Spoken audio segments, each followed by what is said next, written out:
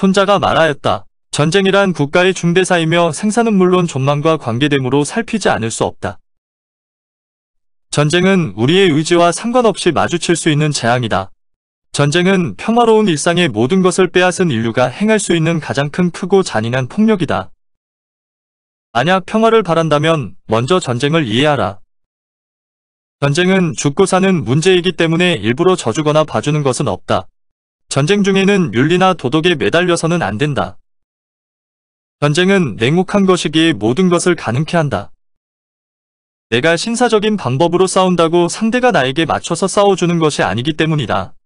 그래서 전쟁에 임할 때는 전쟁이 무엇인지 이해하는 것이 중요하다. 만약 전쟁을 이해하지 못하고 평화로운 시기의 다툼처럼 윤리나 도덕에 얽매인다면 어떻게 될까? 춘추시대 송나라와 초나라가 홍수에서 대회전을 치른 적이 있었다. 송나라는 은제국의 유민이 모여 세워진 제후국으로서 당시만 하더라도 황무지나 다름없던 초나라에 비해 문화적인 자부심이 대단했다. 송의 양공은 인이라는 글자를 깃발에 크게 써서 내걸고 초군이 홍수를 건너는 모습을 내려다보고 있었다. 부하 장수들이 저기 강을 건너오면서 몹시 혼란스러운 것 같으니 놓치지 말고 지금 쳐야 한다고 건의했다. 구금을 막론하고 도하 상륙작전에서는 상대가 반쯤 강을 건너거나 상륙했을 때 치는 것이 상식이다. 그러나 양공은 우리는 당당한 인이의 군대이기에 지금 한창 강을 건너고 있는 적의 틈을 노려 칠 수는 없다고 말하였다.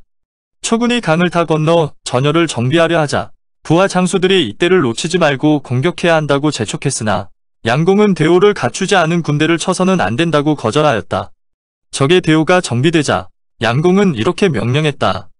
초군과 전투를 하더라도 한번 상처를 입힌 적을 재차 공격하여 죽이지 말 것이며 머리가 흰 늙은 군사는 포로로 잡지 마라.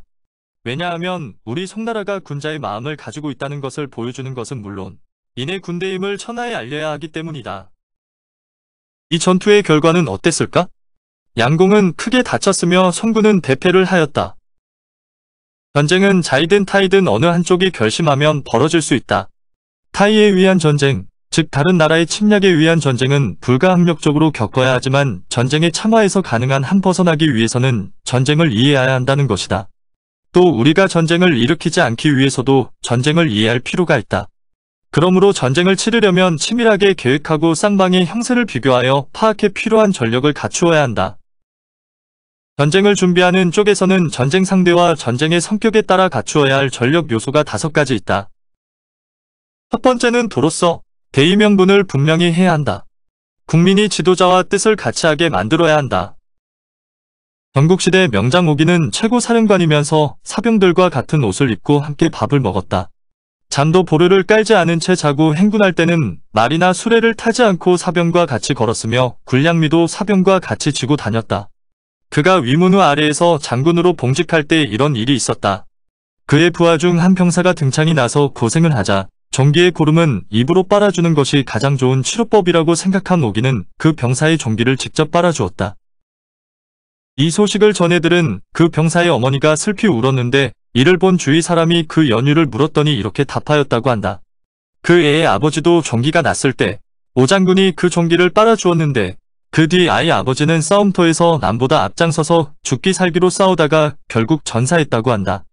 그런데 지금 사령관이 자신의 아들에게 그런 사랑을 베풀었으니 자신의 아들도 언제 죽을지 몰라온다고 답했다. 지도자와 한 마음, 한 뜻이 된다는 것이 바로 이런 것이다. 최고사령관인 장군의 행동이 그러하면 군대 전체가 단결할 수밖에 없고 군주가 그러하면 모든 백성이 하나로 똘똘 뭉쳐 고난을 헤쳐나가게 된다. 두 번째는 천으로서 낮과 밤, 추위와 더위에 따른 시간의 제약을 대비하고 이용할 줄 알아야 한다. 천재지변을 만났을 때 기민하게 움직이는 것이 피해를 최소화하는 것과 같은 이치다.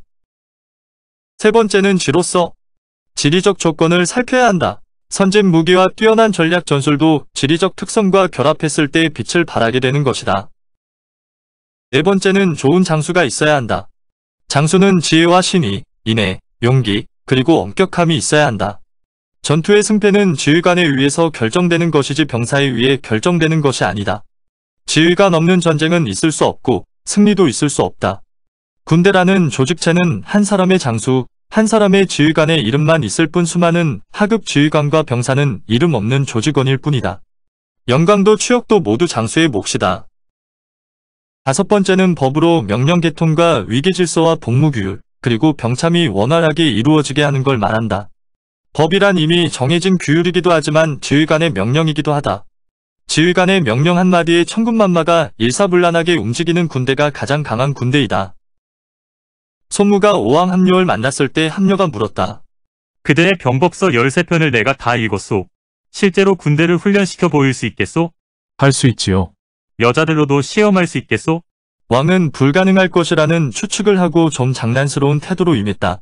그러나 손무는 정색을 하고 대답했다. 할 수 있습니다. 이리하여 함료의 허락으로 궁중의 미녀 180명을 불러냈다.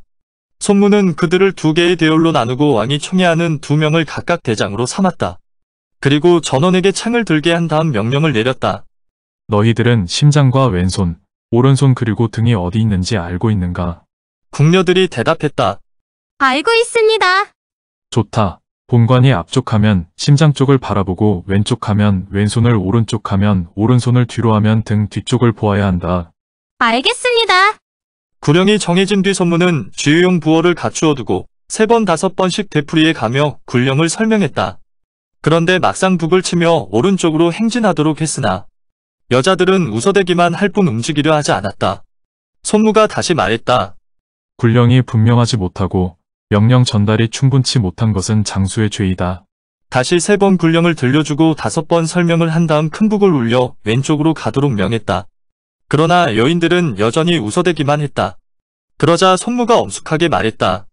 굴령이 분명치 못하고 전달이 불충분한 것은 장수의 죄이지만 이미 굴령이 분명히 전달되었는데도 병사들이 규정대로 움직이지 않는 것은 관리의 죄다. 그러고는 좌우의 2 대장을 참수하려 했다. 누대 위에서 이를 지켜보던 오왕이 자신이 총애하는 2 사람이 참수되려는 것에 놀라 황급히 전령을 보내어 제지했다. 과인은 이미 장군이 용병에 뛰어나다는 것을 알았소. 과인에게 이 2 여자가 없다면 밥을 먹어도 맛을 알 수 없을 정도이니 제발 참수하지 말기 바라오. 신은 왕명을 받아 장수가 되었습니다. 장수가 군영에 있을 때에는 임금의 명령일지라도 받지 않을 수 있습니다. 결국 2 대장의 목을 베고 난 다음 그 다음으로 총애하는 여인들을 새로 뽑아 3 대장으로 세웠다. 그러고는 다시 북을 울리고 호령을 내렸다. 그제야 장난이 아니라는 것을 안 여자들은 손무가 명령하는 대로 먹줄로 금을 그은 듯 정확하게 움직이며 동작이 통일되었다. 손무가 오왕에게 전령을 보내어 이렇게 말했다. 이제 부대는 전열이 갖춰져 있습니다. 대왕께서 내려오셔서 직접 시험해 보십시오. 저들은 물과 불 속이라도 뛰어들 자세가 되어 있어 대왕께서는 부리고 싶은 대로 부릴 수 있을 것입니다. 졸지에 사랑하는 여인을 2씩이나 잃은 오왕이 이렇게 말했다. 장군은 훈련을 끝내고 숙사로 돌아가 쉬도록 하오. 과인은 내려가 보기를 원치 않소. 이에 대해 손무가 이렇게 평했다고 한다. 대왕은 병법에 대해 논의하는 것만 좋아할 뿐이어서 병법을 실제로 사용할 수는 없겠습니다. 마침내 함려는 손무가 용병에 뛰어난 것을 인정하고 그를 장군으로 삼아 전군을 맡겼다. 그 뒤 오나라는 서쪽의 초나라를 무찔러 수도 영을 점령하고 북으로는 제와 진나라를 위협하여 그 명성을 천하에 떨쳤다. 손무가 오왕에게 보인 것은 굴령의 엄정함과 일사불란한 명령의 이행이다. 이 5가지를 아는 자는 승리하고 모르는 자는 이길 수 없을 것이다.